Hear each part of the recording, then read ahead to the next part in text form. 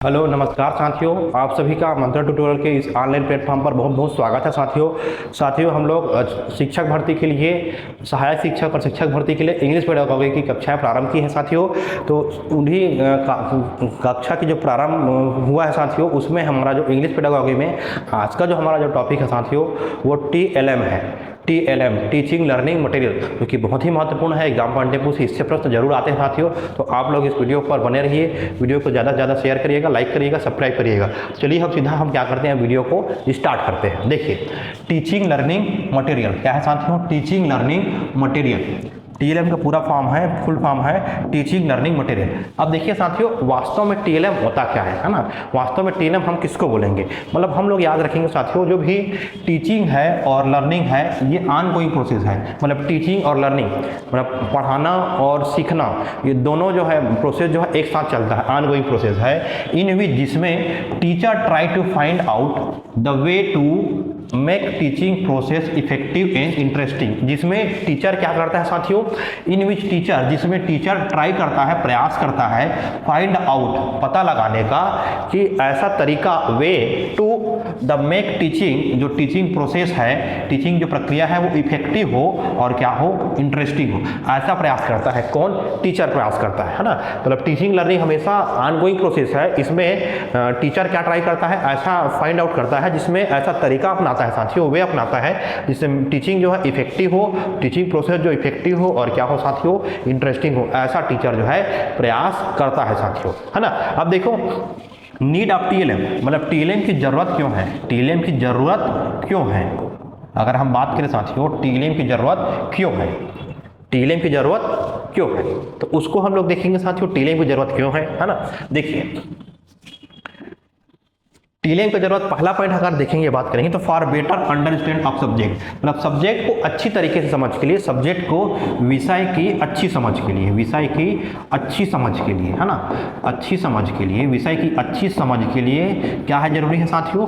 TLM की जरूरत पड़ती है। TLM आवश्यक होता है, TLM की जरूरत पड़ती है। ठीक, अगला, टीचिंग एड मेक लेसन मोर इंजॉयबल, मतलब जो टीचिंग एड होता है साथियों, वो लेसन को इंजॉयबल बनाता है, मनोरंजक बनाता है। टीचिंग प्रोसेस को क्या कराता है साथियों? मनोरंजक बनाता है, बच्चों को आसानी से चीजें समझ में आने लगती है। तो टीचिंग एड मेक लेसन मोर इंजॉयबल, टीचिंग एड जो होता है साथियों, लेसन को बहुत ज्यादा इंजॉयबल बनाता है, मनोरंजक बनाता है। ठीक, एंड क्लियर, और सरल बनाता है, क्लियर बनाता है, स्पष्ट बनाता है, और कंप्रिहेंसिबल फॉर स्टूडेंट, और स्टूडेंट के लिए क्या बनाता है साथियों? समझ में आने वाला चीज वो बना के बता देता है। कौन? Teaching add. Teaching add make lesson मोर इंजॉयबल, क्लियर, स्पष्ट बताता है, कंप्रिहेंसिबल बताता है, किसके लिए? फॉर स्टूडेंट के लिए। पहला, अंडरस्टैंड ऑफ सब्जेक्ट, सब्जेक्ट को बहुत बेहतरीन समझने के लिए, अच्छे समझने के लिए TLM जरूरत पड़ता है। टीचिंग एड जो है लेसन को क्या करता है साथियों? मोर इंजॉयबल बनाता है, उसको स्पष्ट बताता है, और बच्चों के कंप्रिहेंसिबल बनाता है, मतलब समझ में आने के लिए बनाता है साथियों। ठीक, चलिए आगे बढ़ते हैं।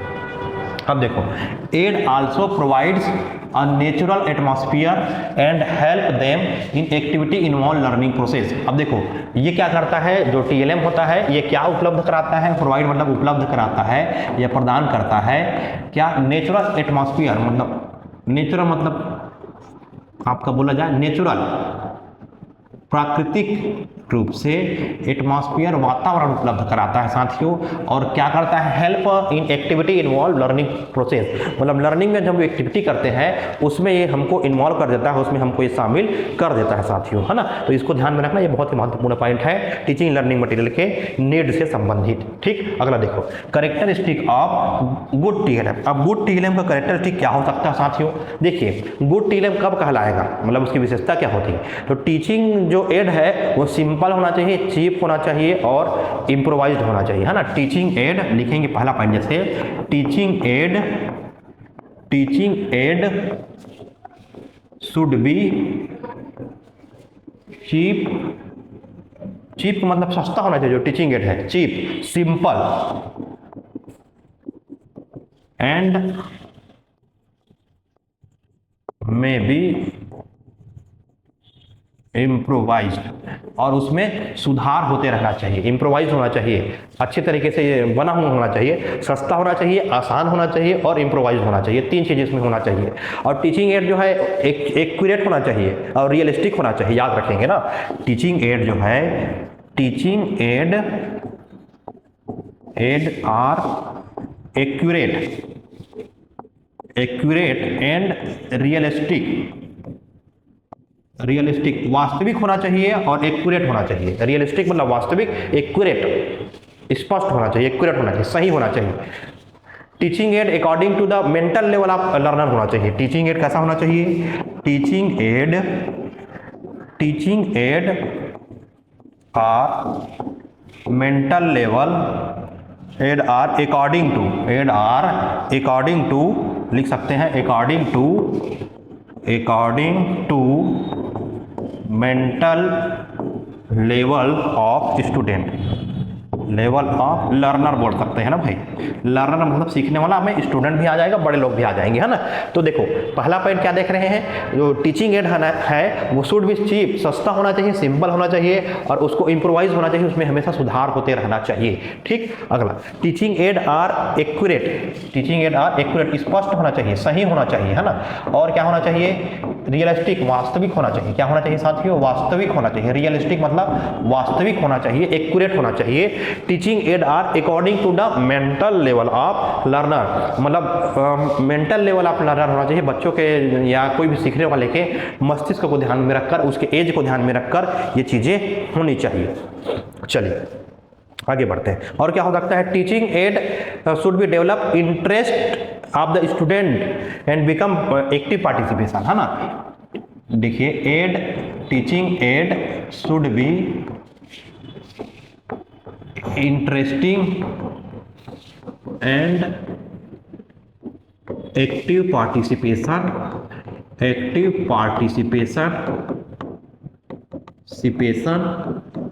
ऑफ द स्टूडेंट, ये होना चाहिए साथियों। ठीक है, aid should be interesting and active participation of the student, याद रखेंगे। Teaching aid should be interesting and active participation of the student होना चाहिए, याद रखेंगे इसको भी। मतलब ऐसे डेवलप होना चाहिए, teaching aid should be develop, है ना, इस प्रकार से विकसित होना चाहिए, है ना, इस प्रकार से विकसित होना चाहिए कि जो इंटरेस्टिंग हो और बच्चों की रुचि हो और उसमें पार्टिसिपेशन ज़्यादा से ज़्यादा ले सके, ऐसे हमको डेवलप करना पड़ेगा। और टीचिंग एड क्या होना चाहिए? मीनिंगफुल होना चाहिए और ऑलवेज उसका पर्पस होना चाहिए, उद्देश्यपूर्ण होना चाहिए ना। टीचिंग एड क्या होना चाहिए? Up to mark, up to date, respect होना चाहिए। टीचिंग एड आर मीनिंगफुल होना चाहिए, है ना। टीचिंग एड्स आर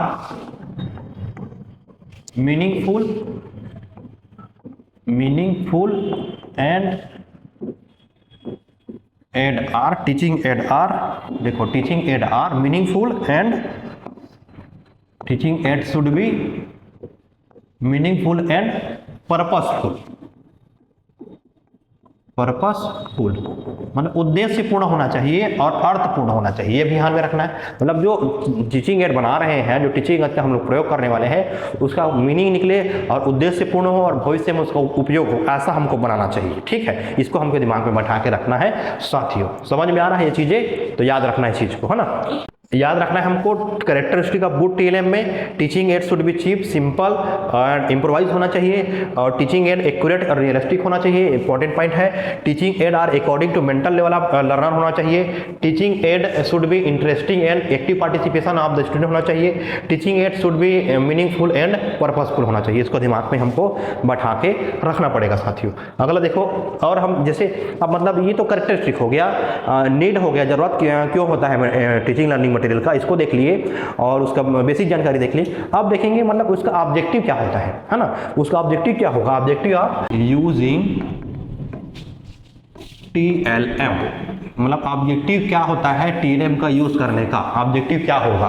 तो देखिए ऑब्जेक्टिव क्या होता है, इससे हम क्या कर सकते हैं साथियों? टाइम का बचत कर सकते हैं, एनर्जी की बचत कर सकते हैं और बर्डन ऑफ टीचर हो जाता है ना। इसमें क्या होता है देखो साथियों, सेव टाइम्स एंड टाइम बचत कर सकते हैं, एनर्जी से, और क्या कर सकते हैं? And burden of teacher, burden of teacher क्या कर सकते हैं? डिक्रीज कर सकते हैं। बर्डन ऑफ टीचर को क्या कर सकते हैं साथियों? कम हो सकता है। तो बर्डन ऑफ टीचर टाइम की बचत कर सकते हैं, एनर्जी की बचत कर सकते हैं और बर्डन ऑफ टीचर की बचत इसमें हो जाती है टीएलएम तैयार करने से। ये इसका ऑब्जेक्टिव हो जाएगा साथियों।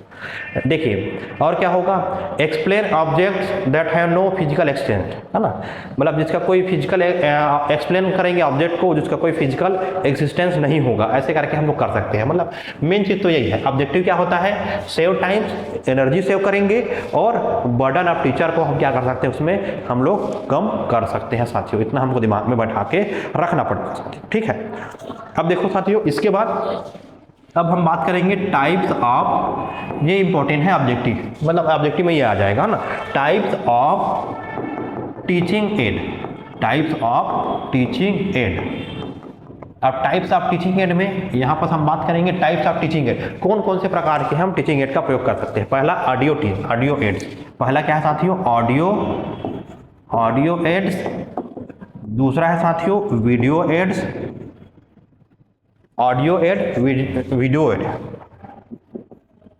एड, या इसी को क्या बोलते हैं, विजुअल एड ना, विजुअल एड भाई, है ना, audio visual aid, audio video aid भी बोल सकते हैं या विजुअल एड। तीसरा है ऑडियो वीडियो, दोनों ऑडियो और विजुअल या ऑडियो विजुअल, है ना, ऑडियो विजुअल एड याद रखेंगे।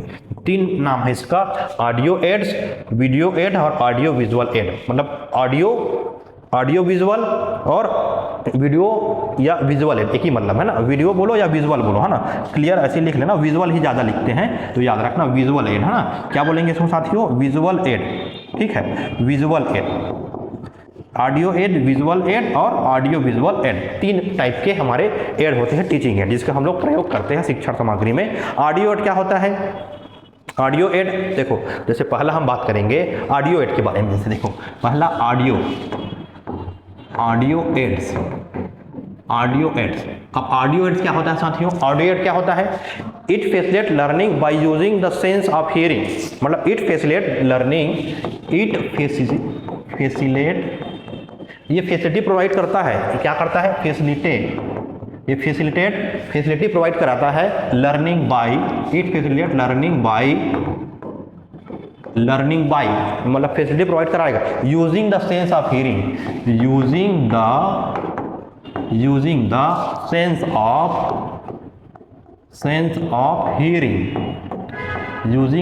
ऑफ हियरिंग, मतलब जो हियरिंग है, जो सुनते हैं, उसका सेंस को समझने में मदद करता है। कौन, ऑडियो एड क्या करता है, ऑडियो एड सेंस को समझने में मदद करता है साथियों।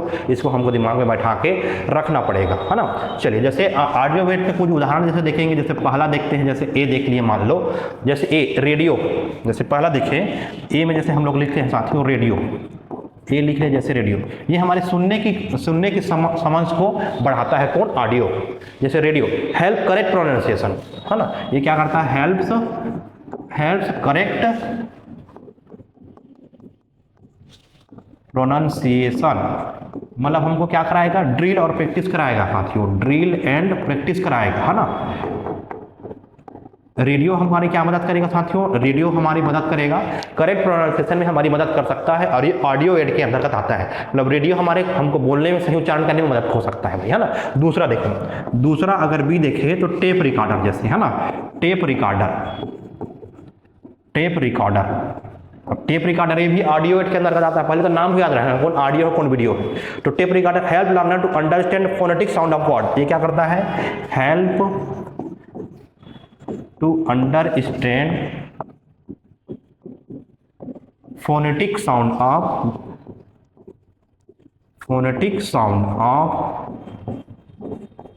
ये क्या करता है, tape recorder help to understand phonetic sound of words, याद रखेंगे। ये अंडरस्टैंड समझने में मदद करता है किसको, फोनेटिक साउंड, मतलब वॉइस वाला जो आवाज है उसको समझने में मदद करता है। कौन, टेप रिकॉर्डर, याद रखेंगे। मतलब किस प्रकार से वो उच्चारण कर रहा है, उसको साउंड को, फोनेटिक साउंड किस प्रकार से उच्चारण, किस स्वर वाला है, व्यंजन वाला है, ये सब चीज को समझने में मदद करता है। कौन साथियों, टेप रिकॉर्डर। कौन करता है, टेप रिकॉर्डर, याद रखेंगे, है ना। चलो अगला है लिंगुआ फोन, अगला साथियों ये ऑडियो एड के अंतर्गत ही आएगा, ऑडियो है ना, ये भी क्या है, ऑडियो एड है भाई, है ना, ऑडियो एड याद रखेंगे। अगला ऑडियो एड क्या है, लिंगुआ फोन, याद रखेंगे, लिंगुआ फोन। अब लिंगुआ क्या होता है साथियों, देखो लिंगुआ क्या होता है, it is very helpful learning in foreign language, we learn proper in speech in such pattern, है ना, it is helpful for learning foreign language,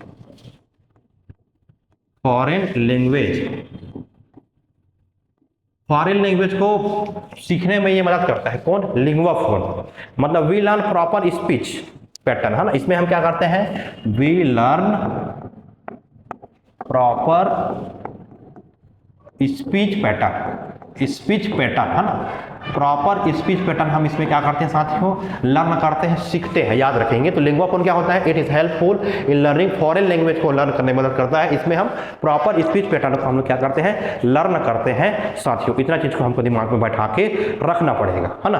तो ये जो हमारा था क्या था साथियों, ये ऑडियो एड था, किन प्रकार के ऑडियो एड है ना, पहला रेडियो, दूसरा टेप रिकॉर्डर, और तीसरा क्या है साथियों, तीसरा हम देखे हैं यहाँ पर लिंगुआ। तो इतना चीज को हमको दिमाग में बैठा के रखना है ना। आगे हम जो विजुअल एड देखने वाले हैं, है ना, वीडियो एड के बारे में पढ़ेंगे, है ना, और ऑडियो विजुअल एड के बारे में पढ़ेंगे, है ना, उसके बारे में हम लोग आगे जो वीडियो बनेगा उसमें हम लोग देखेंगे साथियों, क्योंकि वीडियो ज़्यादा लंबा हो जाएगा, इसलिए हम क्या करेंगे साथियों, इसको 2 पार्ट में और पढ़ेंगे साथियों, जिससे आपका पूरा धीरे धीरे दिमाग में वो चीज़ें बढ़ती जाएगी साथियों, है ना। तो आज के लिए हम क्या करते हैं, वीडियो को यहीं पर समाप्त करते हैं। वीडियो के साथ जुड़े रहिएगा, चैनल को ज़्यादा से ज़्यादा सब्सक्राइब करिएगा, लोगों तक पहुँचाइए, बहुत ही महत्वपूर्ण टॉपिक है एग्जाम पॉइंट ऑफ व्यू से। तो इसको आप लोग इसका ऑब्जेक्टिव देखेंगे, नीड क्या है, कैरेक्टरिस्टिक क्या है, टीचिंग लर्निंग प्रोसेस क्या होता है, टाइप्स ऑफ टीचिंग क्या होता है, टाइप्स ऑफ टीचिंग एड्स क्या होता है, कौन कौन से ऑडियो में आता है, कौन कौन सा वीडियो में आता है, उसकी क्या क्या बातें विशेषताएं हैं, उन सारी चीज़ों को हम लोग अभी देखने वाले हैं। तो ऑडियो एड के बारे में हमने देखा है, आगे वीडियो में नेक्स्ट इसके बारे में हम लोग और देखेंगे साथियों। तो मिलते हैं नेक्स्ट क्लास में। थैंक यू सो मच साथियों, धन्यवाद।